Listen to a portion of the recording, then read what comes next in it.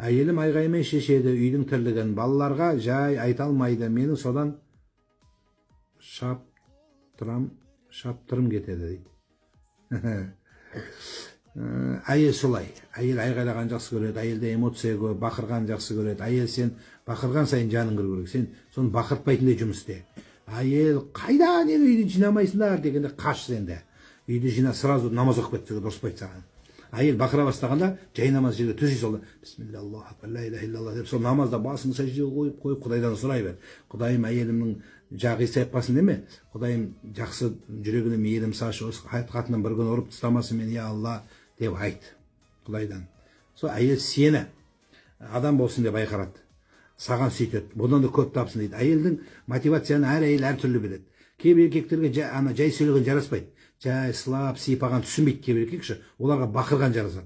Бақырсаң, пуля ұшасың. Түріктердің бір мақалы бар. Әйел кадын дейді. Кадын дуз десе, еркектің бір жері выз дейді. Сол сияқты выз деп жүгіретін боласың. Жақсы болады. Әр еркек әйелге подход әртүрлі. Өлген